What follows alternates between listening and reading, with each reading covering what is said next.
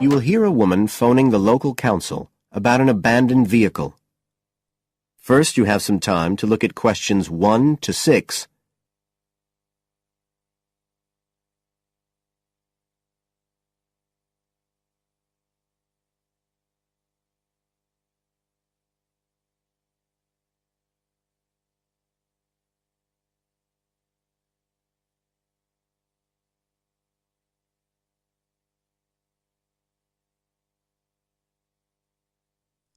Now we shall begin.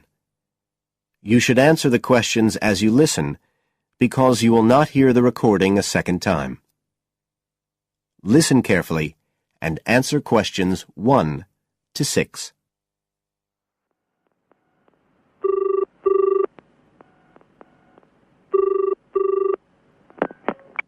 Environmental Health Department, Paul speaking. Oh, hello. I wanted to report a vehicle that's been left parked near where I live. I think it's been abandoned. I wondered if the council could arrange to get it towed away. Have I got through to the right department? Yes, you have. If I could just take a few details. Your name, please? Mrs. Shefford. Thank you. It's not my vehicle, though. I just thought someone ought to report it. No, that's fine. What I need to do is take some details first, then we can decide what to do about the problem. Oh, I see. So the next thing I need to know is your address. Right, it's 41 Lower Green Street. Yes? Barrowdale. And the postcode's WH4 5JP. Fine. And if I could just ask for a telephone number? It's 01778 552387. I'm out quite a lot, but you can just leave a message on the answer phone if you need to. Or I could give you my mobile number. That's all right, don't worry. Now, could you tell me a little more about this vehicle? You say it's been abandoned. Well, it certainly looks like it. Can you give me an idea of where it is? Yes, it's near the main road that goes through Barrowdale. Is that the A69? Yes, that's right. Now, there's the primary school just towards the end of the village, and then next to that, next to the children's playground, there's a field, and it's in there. Oh. I wonder how it got in there. Well, there's a gate to allow farm machinery in and out. I thought something ought to be done about it. The children from the school might start playing in the vehicle and lock themselves in or something. Yes, you are quite right to report it. And what type of vehicle are we talking about here? It's a van, actually. You know, the sort with just a couple of little windows at the back. Right. You don't happen to know the make and model, do you? Oh, yes. I went and had a look and got all the details. I thought you might need them. I'm surprised the school hasn't contacted you about it. Anyway, I wrote the details down. Right. It's a Catala, and the model's a Flyer 2000. Is that Flyer? That's right. Very good. And the colour? Well, it's not all that easy to see because it's absolutely filthy. And actually, it looks as if it's had a paint job at some stage.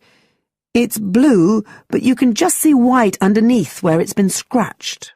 Right. Well, I'll just make a note of the present colour, and if you could just tell me the vehicle number. Did you make a note of that? Oh, yes. It's S322GEC. Okay. Before you hear the rest of the conversation, you have some time to look at questions 7 to 10.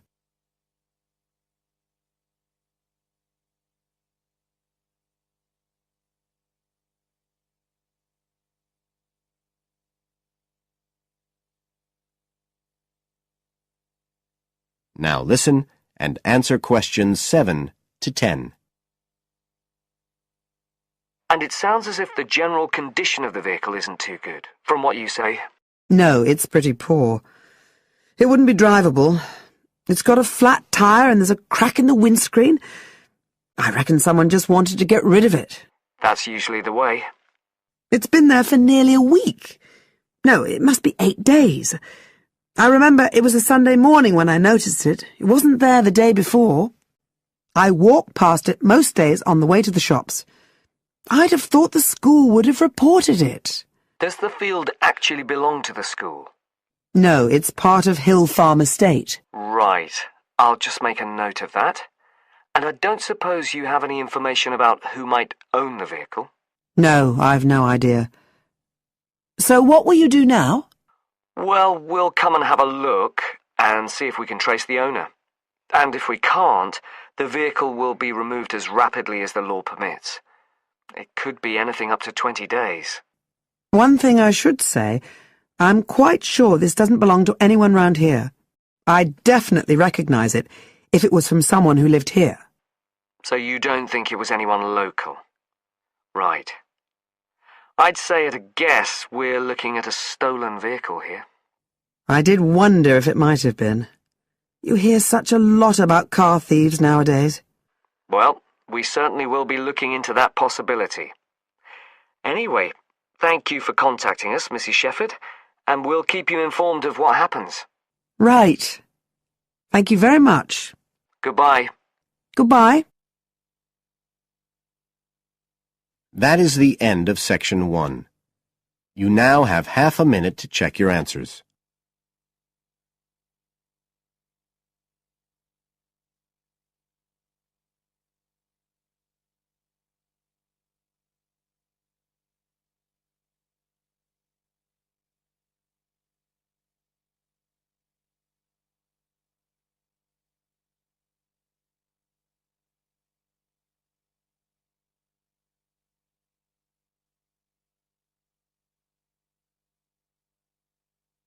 Now turn to Section 2.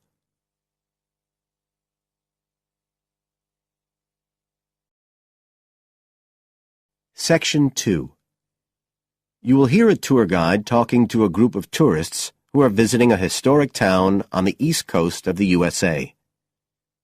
First, you have some time to look at questions 11 to 17.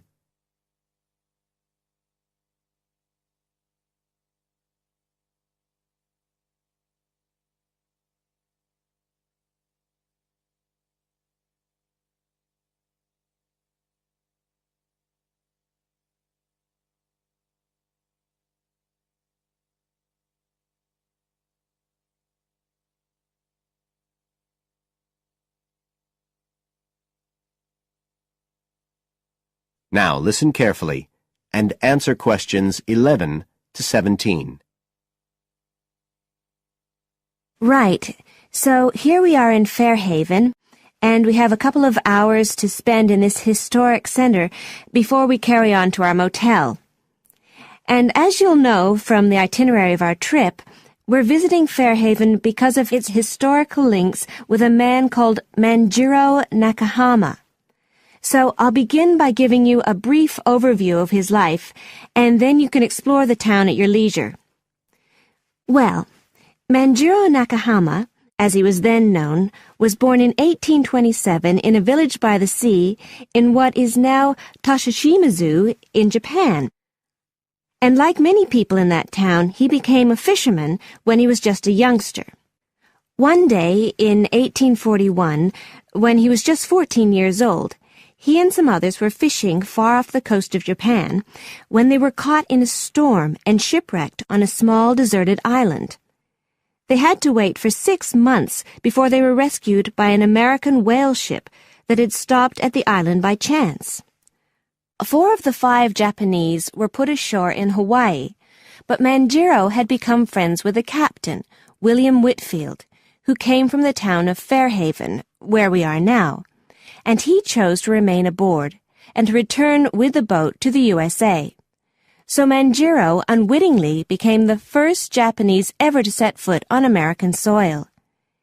He came back right here to Fairhaven with Whitfield and stayed with the Whitfield family, who paid for his education here in the town. He studied mathematics and geography, as well as shipbuilding and navigation. But he missed his mother and his own country, and eventually he went back to Japan, where he had a responsible position as a university teacher, and also served an invaluable role as interpreter during the initiation of relations between Japan and the United States in the middle of the 19th century. But the most interesting thing is that the links between Toshishimizu and Fairhaven have remained and grown stronger over the years, in spite of the distance between them. And in fact, the two places now have the official status of sister cities. Both places are ports, so in fact the inhabitants have a lot in common. There have been a number of visits by the inhabitants of Toshishimizu, in particular at the time of the festival, which is held every 2 years here in Fairhaven to celebrate the life and achievements of John Manjiro. It takes place in the fall, and there's an ever-growing program including drumming, singing, martial arts, and stalls selling Japanese and American food. So if you're going to be in the region around then, it's really worth a visit. Before you hear the rest of the talk, you have some time to look at questions 18 to 20.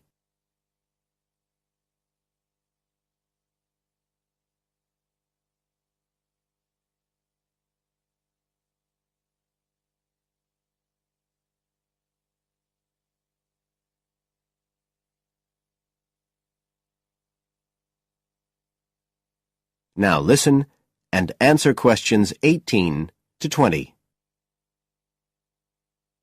Now, many of the buildings that Manjiro Nakahama knew in Fairhaven are still standing today. And so if you'd just like to hand round some copies of this map, I'll suggest the best route to follow to see them. Okay, so if you look at the bottom of the map, you can see the Millicent Library, and that's where we are now. Now, to follow the John Manjiro Trail, you go out of here along Center Street, and then head up Main Street until you get to Pilgrim Avenue. Go down there and turn right at the end. Go straight on, and just on the corner with Oxford Street, you'll see a 2-story house. This is the Whitfield family house, and this is where Manjiro first stayed when he came to Fairhaven. It's still a private residence, so please respect the owner's privacy. Okay, now if you carry on along Oxford Street, then turn left at the end, you'll come to North Street, and about halfway down there is what's known as Old Oxford School. This was the very same school that Manjiro attended when he lived here. It was considered to be the best school in town because of the quality of the building.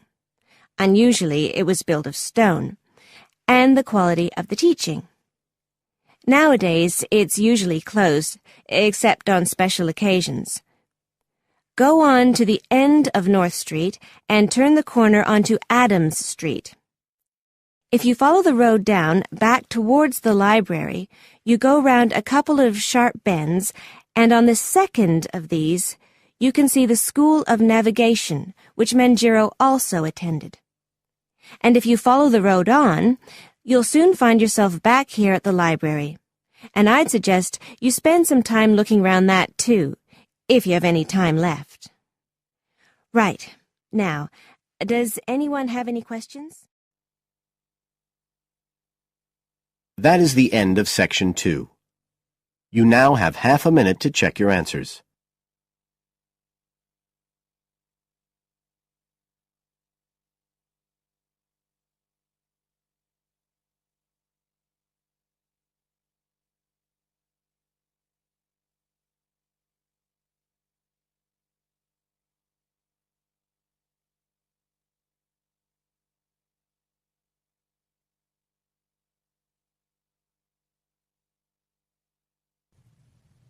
Section 3.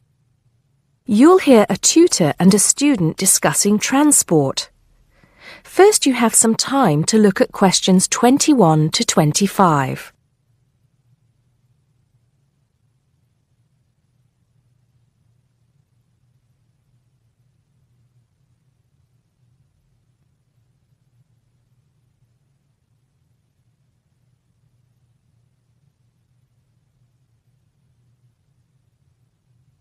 Now listen carefully and answer questions 21 to 25.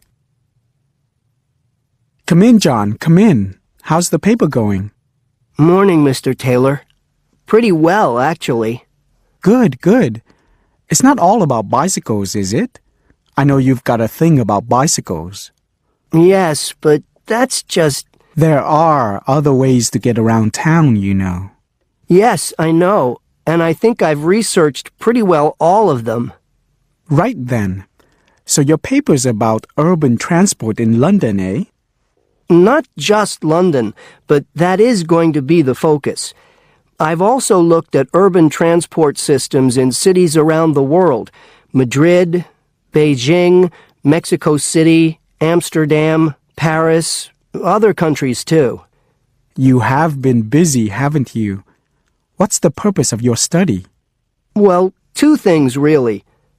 I want to see if there are more efficient ways of organizing urban transport systems while cutting down on traffic congestion, and of course pollution, and to find ways of encouraging people to use public transport instead of their cars. Let's start with that then, with cars. I think you'll have a hard time thinking of ways to persuade people to swap their cars for a crowded bus or underground train.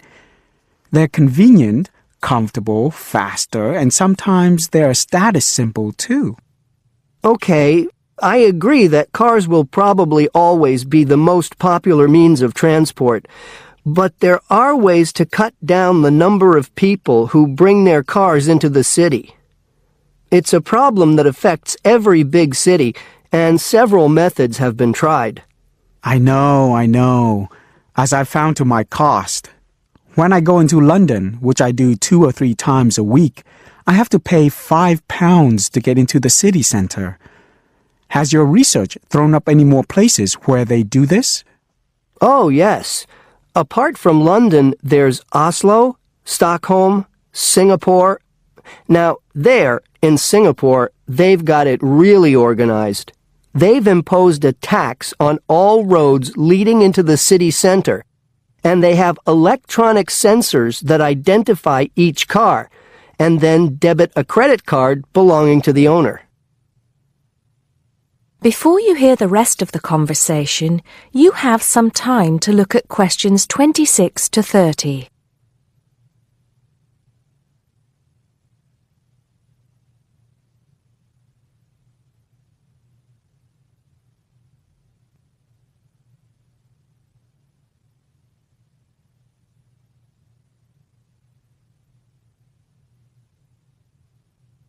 Now listen and answer questions 26 to 30.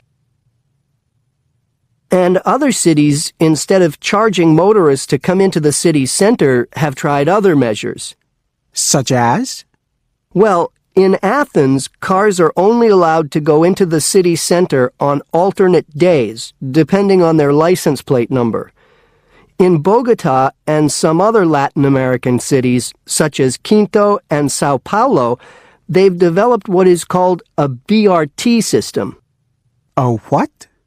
A BRT system, a bus rapid transit system. People leave their cars outside the city and take buses, which have special express lanes into and through the city. It's been so successful that they're trying it out in Mexico City, Beijing, Seoul, and Taipei. And other cities are pedestrianizing more and more areas of the city center. I see. How have these measures affected traffic congestion and pollution levels? In most cases, it has led to a reduction in the number of cars entering the city center. Certainly in Singapore, where it's now much easier to move around the city and the air is much cleaner than most other cities in that part of the world. London, too, I believe. I can give some facts and figures if you like. Please do. In the first year after the tax was introduced, the number of people using buses to get to the city center rose by 38%. Really? 38%? Incredible! Yes, and the number of cars entering central London dropped by about 18%. There's more. The number of people using bicycles and mopeds went up 17%. I knew we'd get to bicycles at some point. Well, yes. In the city, the bicycle has a lot going for it. You can avoid traffic jams, There are no parking problems, they don't pollute, they're cheap to run, and they don't cost very much. Oh, and here's another fact for you. You can fit 20 bicycles in the space needed to park one car. Well, I never. But I can't see it catching on. Besides, we seem to be getting off the point. Not at all. China, Japan, and Holland have all integrated bicycles into their urban transport systems. In Holland and Japan, they've got special parking areas for commuters who get to the station by bike. And Japan has even built multi-story parking facilities for bikes close to railway stations. Then look at America. In New York, delivery services use bicycles because they can deliver messages and small parcels far more quickly and at much lower cost than cars or vans. Even the police use bicycles. In fact, in about 80% of the towns in America where the population is around 500,000, the police regularly patrol on bicycles. And they have proved to be effective because they can reach the scene of an accident or crime faster and more quietly than officers in patrol cars, making a lot more arrests per officer. Well, you do know your bicycles, don't you? But I do need to hear more about the public transport system and what's to be done about that. And I'd like you to look a bit more into the economics of it, how much it will cost to improve the situation, and so on. Okay? Right. See you next Tuesday. Yes, next Tuesday. Bye, Mr. Taylor. That is the end of section 3. You now have half a minute to check your answers.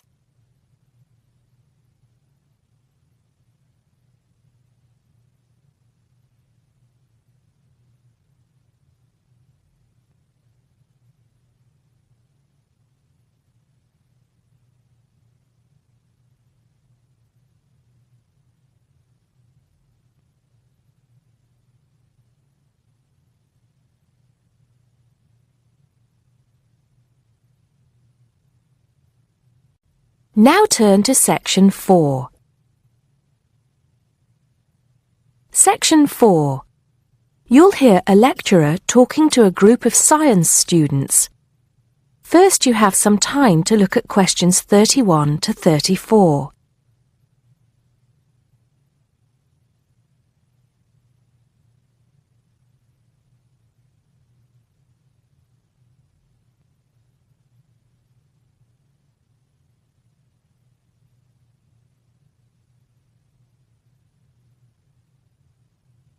Now listen carefully and answer questions 31 to 34. Good morning, ladies and gentlemen, and welcome to the science faculty. As you may know, my field of study is neurobiology, so you may be wondering what I have to say to those of you who are studying physics or chemistry or geology, even those of you who intend to become doctors. In fact, what I have to say is aimed especially at those who wish to enter the medical profession, though the main point applies to all of you. And what is my main point? Basically, it is that you shouldn't get stuck in too narrow a specialization.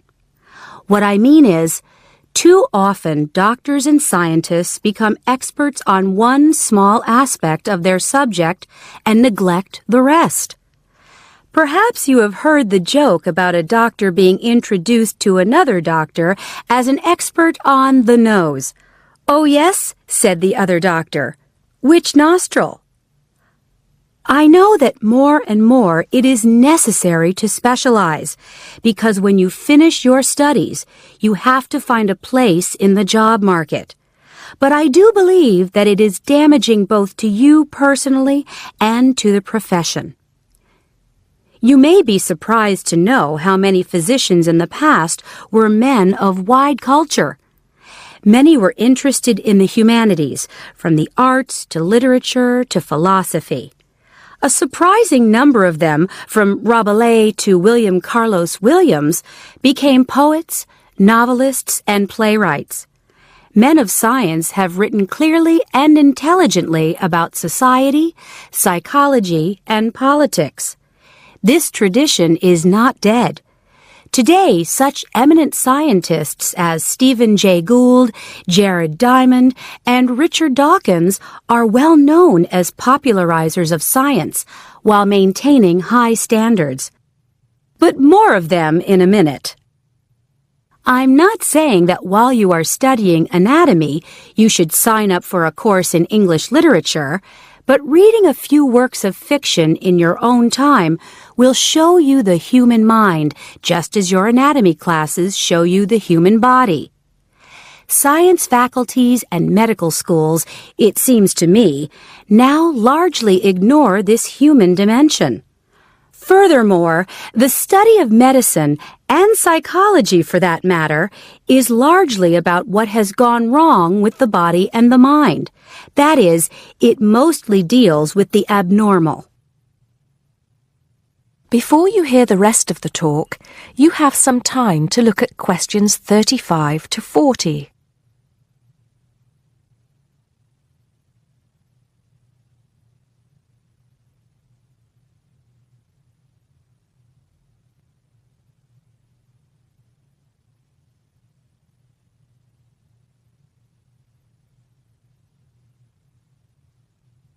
Now listen and answer questions 35 to 40.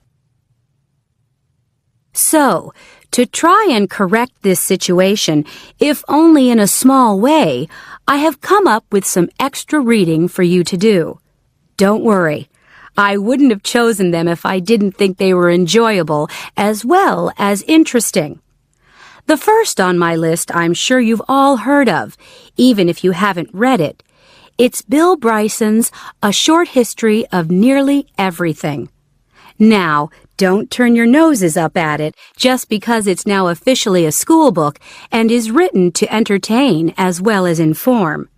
In fact, I've found it a very good bedside book. Next come a couple of the writers I mentioned earlier. Any collection of essays by Stephen Jay Gould is worth reading. He writes clearly in a language non-scientists can easily understand. In fact, a lot of his essays are responses to questions about science from the general public. He's also entertaining on the subject of baseball. Perhaps you should start with Gould's Wonderful Life. He writes brilliantly about natural history and shows how much imagination and excitement there is in scientific discovery. Then there's Jared Diamond's The Rise and Fall of the Third Chimpanzee, which shows us how close we are to the apes and forces us to look at some of the darker aspects of human nature. After reading it, you won't forget your animal ancestry. But don't let that put you off. It's very readable.